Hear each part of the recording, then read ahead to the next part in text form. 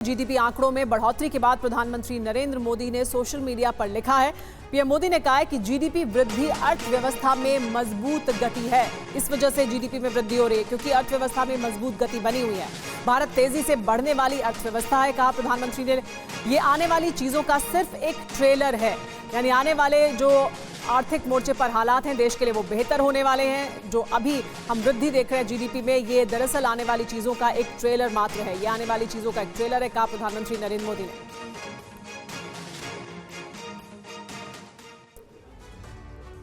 GDP के आंकड़ों को लेकर प्रधानमंत्री नरेंद्र मोदी का बयान हमने आपको दिखाया। प्रधानमंत्री ने देश की तरक्की के आंकड़ों को ट्रेलर क्यों बताया है, आइए जरा समझते हैं। देश की आर्थिक तरक्की की रफ्तार क्या कहानी कह रही है, ये देखिए। वित्त वर्ष 2023-24 में जीडीपी ग्रोथ का अनुमान जो लगाया गया है वो है 8.2%। ये एनएसओ का ताजा आंकड़ा बता रहा है कि इस वक्त देश की अर्थव्यवस्था किस मकाम पर है। जी हाँ, तो अनुमान 7.7% का है एनएसओ के आंकड़े के मुताबिक, और जीडीपी जो बढ़ी है वो 0.5% बढ़ी है। तो अनुमान 7.7% का था और बढ़ी है 0.5%। जी हाँ, असर देखिए, सरकार के हाथ में ज्यादा पैसा आएगा, सीधे संकेत की देश की अर्थव्यवस्था मजबूत स्थिति में है। जन कल्याण योजना पर ज्यादा पैसा खर्च होगा, इसका सीधा इंपैक्ट आने वाले वक्त में हमें देखने को। जी हाँ, एक और असर जो होगा वो ये कि आने वाले वक्त में नौकरियों के मौके तेजी से बढ़ेंगे। और देखिए, इस चुनाव में नौकरी एक बड़ा मुद्दा रहा है, रोजगार एक बड़ा मुद्दा रहा है, तो नौकरी के मौके और बढ़ेंगे अगर इसी तरह की रफ्तार बनी रही।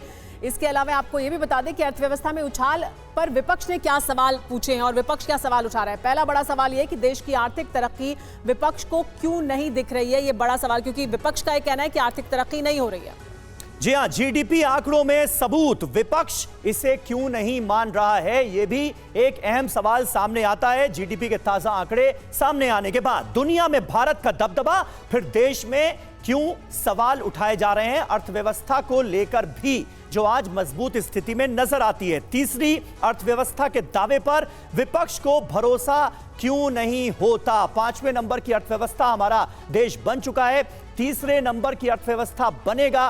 प्रधानमंत्री नरेंद्र मोदी ने बार बार इसका जिक्र किया है और तीसरे टर्म में यह मुमकिन है, यह भी वो जिक्र करते हैं, लेकिन ऑपोजिशन को इस पर यकीन नहीं।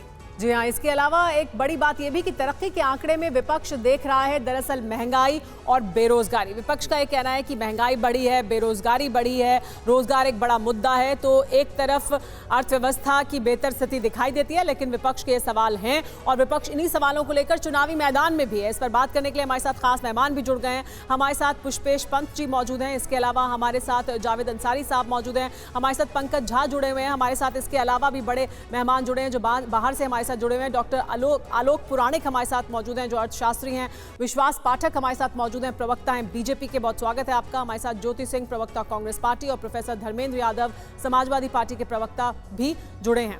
लेकिन ये जो तमाम सवाल हैं, इस पर इन मेहमानों से बात करें उससे पहले आपको बता दें कि देश में 57 सीटों के लिए वोटिंग जारी है। वोटिंग से ठीक पहले अर्थव्यवस्था में उछाल देखने को मिला है। प्रधानमंत्री ने सोशल मीडिया पर लिखा है कि ये सिर्फ ट्रेलर भर है। खुद प्रधानमंत्री इस वक्त कन्याकुमारी में ध्यान लगाए हुए हैं।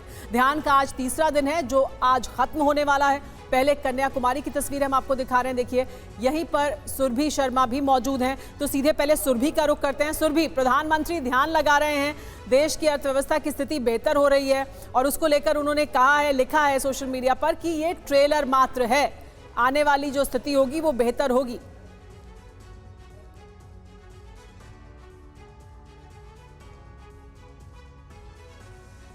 क्योंकि विकसित भारत को देखते हुए जिस तरीके से प्रधानमंत्री प्रचार के दौरान भी जिक्र करते आए हैं, आज जिस तरीके से जीडीपी को लेकर बड़ी खबर आई है उस लिहाज से समझिए। और दो चीजें और इसमें महत्वपूर्ण जोड़ना चाहूंगी, काशी से कन्याकुमारी, क्योंकि कन्याकुमारी में ध्यान लगाने से पहले काशी के लोगों को लिए भी उन्होंने विकास का संदेश दिया था कि किस तरीके से काशी का पिछले 10 साल में विकास हुआ है। अब फिलहाल कन्याकुमारी से फिलहाल आपको बड़ी खबर बता दूं कि यहीं पर प्रधानमंत्री तमाम विरोध के बावजूद आज दोपहर 3 बजे तक यहाँ पर रहने वाले हैं और 3 बजे वो तस्वीरें आपके सामने होंगी जब हम देखेंगे प्रधानमंत्री किस तरीके से विवेकानंद रॉक मेमोरियल से निकलते हुए सीधा इसी जेट्टी पर सवार होकर यहाँ से रवाना हो जाएंगे दिल्ली के लिए। अब क्योंकि काशी में वोटिंग हो रही है तो मैं आपको स्पेक्यूलेशंस के आधार पर यह बात बता देती हूँ, क्योंकि स्पेक्यूलेशंस कई आधार पर लगाए जा रहे हैं, ये सोचते हुए कि प्रधानमंत्री का मन तो काशी में बसता है, तो कहीं ऐसा तो नहीं है कि प्लान में कोई चेंज हो जाए और वह यहाँ से पहले रवाना होकर सीधा काशी चले जाए। ये मैं स्पेक्यूलेशन से, जाहिर सी बात है कोई कंफर्मेशन इस लिहाज से है नहीं, लेकिन चर्चा इस लिहाज से यहाँ पर भी जरूर की जा रही थी कि प्रधानमंत्री के क्या